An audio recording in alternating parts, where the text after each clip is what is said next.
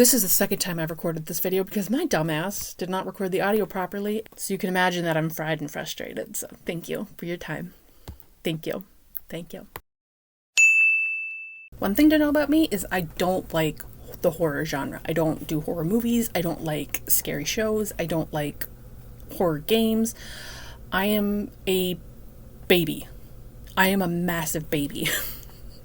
I don't like being scared, okay? I'm already anxious enough. I don't need more stress added on to me. Recently, I've been getting into horror books, and I think that if I'm going to exist in a world with horror, this is the way that I'm going to need to do it. Horror books have this degree of separation where there's no real way to jump scare me, and I think that that's my main issue when it comes to the horror genre is I don't like being suddenly scared. I think if it's built up, it's okay, but loud noises, people suddenly appearing, something jumping out at you, not my vibe at all. I hate it all. I don't want it near me. Like, listen, I'm already on Lexapro for my anxiety and depression. I don't need my heart giving out because something scared me within an inch of my life, okay? Like, please let me live.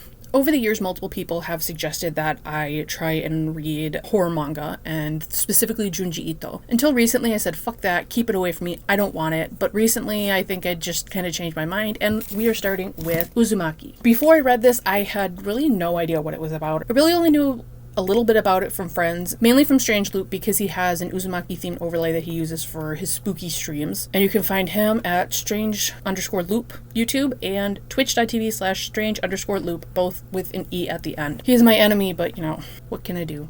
He suggested something good. Can't fault him for that, but I will fight him one day. So because of Strange, I went from having zero knowledge on anything Junji Ito to having the knowledge of Uzumaki in my head, and you know what? His expectations were really low. All he said was, this is God tier and you need to read it. Like, okay, cool.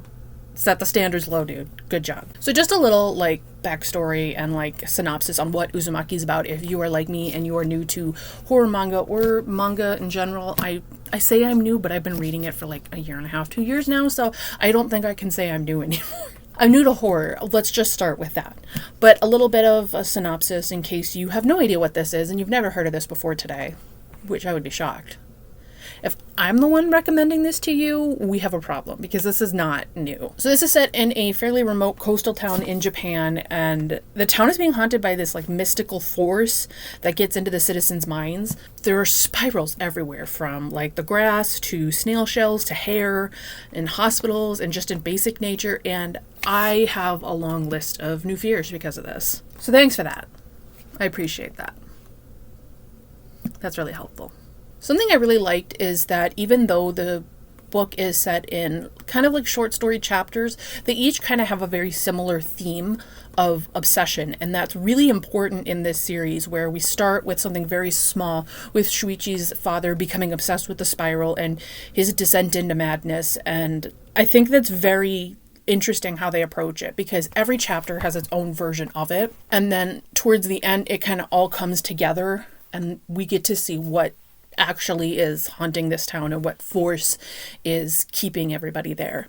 So with the obsession factor, we see things like Shuichi's father becoming obsessed with the spiral shape, Kirie's father becoming obsessed with making pottery with the clay from the pond near their house, Sekino becoming obsessed with attention, Azami becoming obsessed with boys and having them be in love with her, Mitsuru becoming obsessed with Kirie. Like, there are so many different things and there are so many different factors that lead into these obsessions. And I think it's really interesting how that's approached, because as someone who is easily obsessed with things, K-pop, books, Taylor Swift, Pedro Pascal, Oscar Isaac, Ducks, Twilight, Star Wars, you know, the list goes on and on. I don't need to list all my hyperfixations here, guys. Please, let me live. But I think that it's fascinating because the degrees of obsession are different. There are people who are willing to change their like physical being to match what they're obsessed with, like Shuichi's father wanting to be a spiral and the hair making it curl and look like a spiral to get the attention of people around them. And I think that's really an interesting look at that part. Then there are those that are just obsessed with physical things. So they're obsessed with the pottery, people wanting to get something that's borderline unattainable, if you ask me, because you can't be a spiral. You can't always have the people you want. You can't always have people following you and falling in love with you. And you can't just have everybody obsessed with you and get attention all the time. And I really think that's an interesting thing because it's a very slippery slope with obsession. There's healthy obsessions and then there's unhealthy obsessions. And I think this tells a really good story for what unhealthy obsessions can do to a person and how it can really torment you and wreck your whole life and your entire existence, essentially. It almost becomes an addiction to have to do these things. And I think this is a very interesting way to tell that story. Like I said before, I really like that it's short stories for most of the chapters until the very end when it brings it all together, like the people turning into snails. We see one chapter of that and then it's a bit before we see it again, but then they're so not fazed by it that it's like, oh, that person turned into a snail. They were moving too slow. Gotta move faster, but you can't move too fast because you might get sucked into a whirlwind or cause a tornado. So it's always interesting to see how these things end up playing out and how the town basically falls apart and goes extinct. Like, ugh. To me, that last section of the book is really where this story shines because it seemed really disjointed before and there were some chapters that really didn't work for me. Like the mosquito and the pregnancy section really freaked me out. I did not like that. Didn't like that at all. No, thank you. And then the Jack in the Box chapter freaked me out a little too much. The obsession with Kirie went so far that it led to his death, and I don't like the whole idea of him basically being a stalker the entire time. That really, no thank you. So it was very tough for me to get into at first because I'm so new to the horror genre. I'm so new to Junji Ito's style. I don't know what to expect. So it was a bit tough, but once I got in a couple of chapters, I couldn't put it down. I think I read like 2 or 3 chapters over the course of a couple days, and then I binged the rest of it one night. It does get really interesting as you go, especially with like the haunting images that it leaves you with. Because I'm haunted for the rest of my life with some of these, which is just fantastic. Thank you for that, Junji Ito. Thank you for that, whoever suggested I read this. Now, the art, gorgeous. This is a stunning manga. I can't put into words how much I love the art in this. It goes from being absolutely gorgeous and just so beautiful to being the most grotesque thing I've ever seen on the next page. And I think it takes a very special artist to be able to convey those things in both styles, where it's extremely haunting and I'm having nightmares about it. Looking at the end of chapter 1, you know what page I'm talking about. God. But then there are just absolutely gorgeous shots. Like, most of the characters are horrifying to look at, but Kirie is so gorgeous in her art style, and I love it. Even when she gets her hair cut short, I absolutely love the art style. Like, the first page, it's funny. I want to show you this. The art for this is the end pages for the beginning of the book, which is gorgeous. And I'm like, wow, look at how beautiful that is. Like, I would love to have that framed on my wall. And then I saw this and immediately went, no, thank you. I live without that. No, thank you. Now, I have to say my favorite chapters are Medusa and Twisted Souls, which conveniently are right next to each other. I really liked Medusa because I think it gave me one of the biggest fears as somebody with long hair, because Kirie has long straight hair and Shuichi suggests that she cuts it, and the next day her hair starts to curl into spirals, and the more the spirals grew, the more people wanted to pay attention to her, but she doesn't like the attention. So I think that one really stuck with me because I have long hair. If this isn't obvious, I have long hair. So now I'm scared of spirals in my hair. And as someone who has some sort of a curl in her hair, that's absolutely terrifying. Small spoiler, but I really need to point this out because I laughed so hard when it happened because my mind immediately jumped to this conclusion. But when Shuichi cuts Kirie's hair, in this moment of Flynn Rider and Rapunzel with garden shears, he did a fantastic job considering he was hacking through hair with garden shears that was fighting back.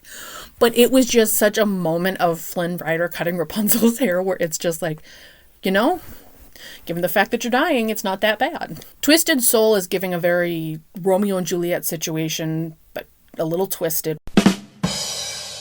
Their families absolutely hate each other, but they just want to be together. They don't understand why their families can't allow them to be together.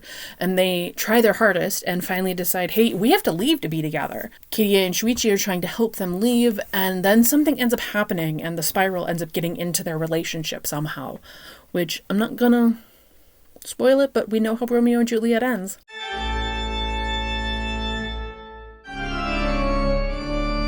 Unless you're Taylor Swift.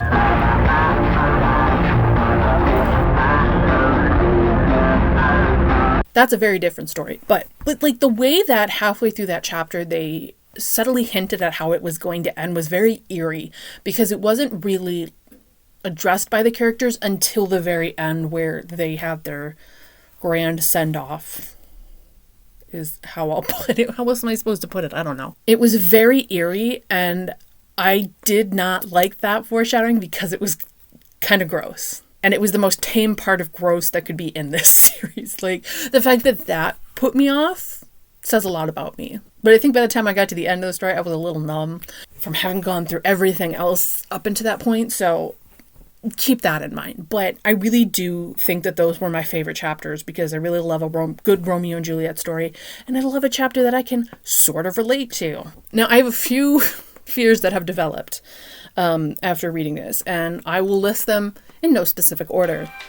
Obsession, snails, pottery, wind, mosquitoes, walking slow, babies, pregnant people, hurricanes, cremation, jack-in-the-boxes, hair, lighthouses, scars, galaxies, men. Though I know that what you're thinking, the most terrifying thing is number 11 on the list. Yes, men are the most terrifying thing on the planet. Prove me wrong. The fact that every single one of those hold an important part of this story is scary, because you can pinpoint them to each chapter. Lighthouses feel like such a weird thing to have on a list of fears, but once you read this, you understand why, because it's really fucked up. Like, people die because of the lighthouse. So, I'm scared. I'm terrified. I don't want anything to do with lighthouses. Thank God I don't live near one. To me, these are like the kind of fears that I'll joke about, and they're not like, I have a fear of home invasion now. Gonna board up my windows before I go to bed, you know? And this is a good thing to read if you're starting out in the horror world. It can be very intense because of the imagery, but I think that it really shines because of said imagery. I think if it didn't have the disturbing artwork, that it wouldn't be as impactful as it is. I hate to say that, but like manga, that's like half of the journey is the art. My least favorite chapters, I am gonna tell you my least favorite ones, were the ones with the pregnant people. I don't like the idea of pregnancy being used as like a horror detail, because it can be such a sensitive topic. But I think for me, it's not that it's a sensitive topic, it's that it was fucking disturbing. The babies talked. They wanted to go back inside their mothers. They were sprouting placentas. That's fucked up. This is a spoiler right here, but Kirie's cousin, after they put the baby back in her, horrifying. I'm genuinely like not getting that image out of my head. It was grotesque. It was horrifying. It was absolutely, I hated it.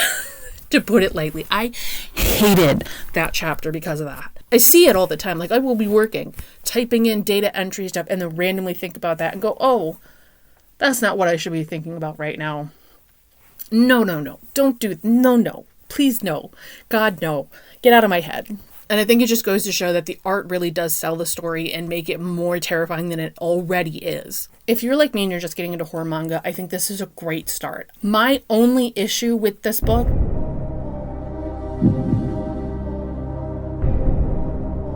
I may have set the bar too high.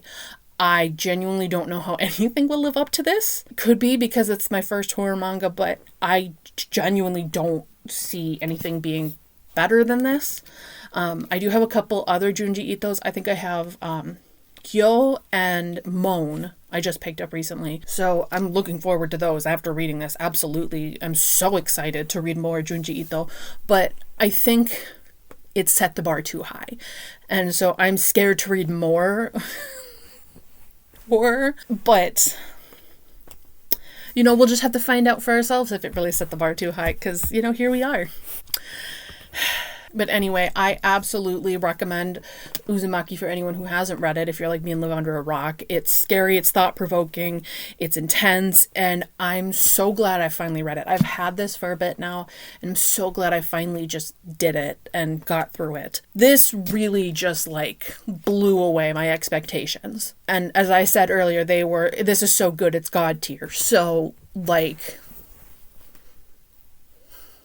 there you go. I'm so glad my friends have been suggesting this and that I finally read it. If only I had read it sooner, we wouldn't be in this position where I'm doing a first-time read review on something that's been out for a while. When did this come out?